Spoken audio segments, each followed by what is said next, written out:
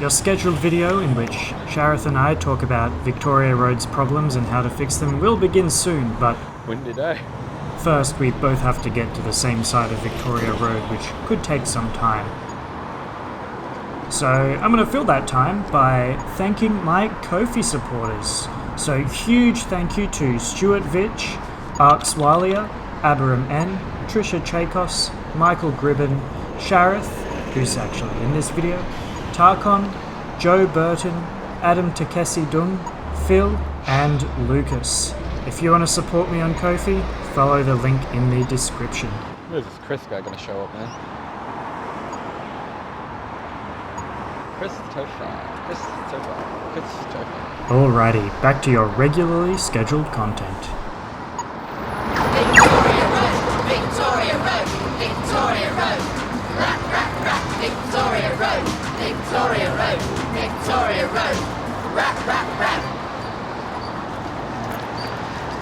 Man, am I excited for them to fix this road. All right, ready to shoot? Some folks are born made to wave the flag. It's just a tripod. Don't worry. Phew. I did quit. I'm no longer a blue scope security guard. Should we get into it? Yeah, we should. Welcome to Footpaths and Corner Stores. My real full name is Chris Topher. Make sure to subscribe if you want to wait less than a minute to cross Victoria Road. It was only 9 months ago that I made a video about Sydney's Stroads, using Victoria Road as one of Sydney's worst examples of a strode. Its footpaths are concrete, uneven, cracked and uninviting. Most stores are quiet and closed. Some are completely abandoned. I remember when I was younger, a car rammed across the footpath and into this store. I don't believe anyone died, but that's not exactly going to encourage business on the road. But soon enough, Victoria Road will no longer be a strode. After the state government promised the council money to revitalise the road, which would no longer carry 6 lanes of traffic, the council got to work, undertaking extensive community consultation on designing a precinct around Victoria Road and Darling Street. Victoria Road will soon have only one car lane in each direction. The rest will be replaced by bus lanes, a cycleway, and wider footpaths with trees and street furniture. Darling Street will also have the space for cars halved to make it a real bustling precinct. So, what makes this plan so good? Well, removing cars from Victoria Road removes all of the problems that I talked about in my Stroads video. The noise, the pollution, the threat of cars crashing through business windows and those windows never being repaired. Furthermore, it will make people want to visit those businesses, since they no longer will need to cross 8 lanes of traffic just to get to them. Consistent bus lanes in both directions and a separated cycleway will help make public transport and cycling more enticing in the area as well. Now this is good because both forms of transport require less space for parking. They both involve exercise, because for a bus you have to walk to and from the bus stop. Both forms of transport are more space efficient than cars, so they don't create as much congestion, if any. And of course, both of them make for safer streets because they're not as dangerous as driving. The extra pedestrian space will allow for people to hang out and socialise in the area. This will help to create the bustling and livable communities that are great places to be. And the street trees will help curb the urban heat island effect, something I'm sure we're all realising the importance of right now. They'll also help bring wildlife back into our cities. And you know what? If they plant a good understory of native shrubs and bushes, that might even deter noisy miners and allow cuter birds like the striated pardalote to move back into our cities. And isn't that worth revitalising Victoria Road for? Wait, are you sure we shouldn't end on my livability line? That kind of seems more And important. that is a wrap. Wanna go get a coffee? Yeah, sure, why not? But not here. This is horrible. You know, it's really nice to work on a positive video for a change. No catches, no calls to action needed, just appreciating a road well designed. Totally, I mean, my channel is named Building Beautifully, so I probably brought you good luck. True, maybe I should rename my channel to Chris Go for Gold or something. Maybe? Oh, it's the Inner West Council, sorry, I gotta get this. No, that's all good. Whoa. Okay, slow down. What happened? Are you safe? What's going on? Okay, this isn't good. Look, it's a Code Parramatta Road. Okay, look, I'll send City of Sydney over with some ice cream and Julia Roberts movie or something. We're gonna have to cancel the video. We just spent an hour recording. What do you mean cancel? The state government never actually allocated the funding for it. Right, hence Code Parramatta Road. The bus lanes that still haven't been built after West Connects. Victoria Road, Victoria Road, Victoria Road.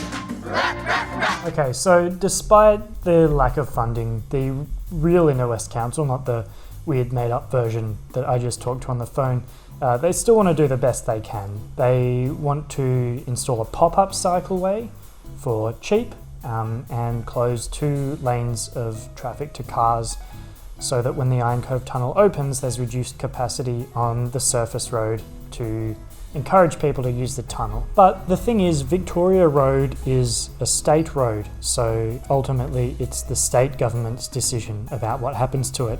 And they want to wait 12 months after the Rozelle interchange opens, which will be later this year.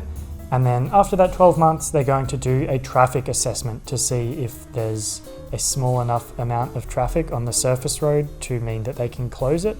But this shows a really worrying misunderstanding about the way traffic actually works. Yep, that's right, we're about to talk about induced demand, every urbanist's favourite topic. You know, one more lane bro, etc, etc. If you haven't encountered this idea already, it's essentially the theory of build it and they will come. It posits that the more lanes you build for cars, the more people decide to drive more often, drive for more trips, and to drive for further trips. For example, someone will be like, oh, now that they've built that new highway, I can live further out. Induced demand also works by way of cars making every other mode of transport less pleasant. Buses get stuck in traffic. Things have to be more spread out because of parking lots, so walking doesn't work as well. Walking and biking also don't work as well because you're more likely to be run over and breathe horribly polluted air, all that good stuff. So people who were previously catching the bus, riding the bike, walking, these people are more likely to switch to driving with the addition of more traffic lanes. Now, these things are obviously impacted by factors such as bottlenecks, and if there is demand for the trips to be taken in the first place. You know, if a massive road goes from nowhere to nowhere, it's probably not getting any use, but if you've seen Victoria Road, you know that there is demand for trips down it. And the general gist is, in a road like that gets a lot of use, it's just going to fill up no matter how many lanes you add. Now, this concept actually works in the opposite direction as well. Remove lanes of traffic and cars dry up.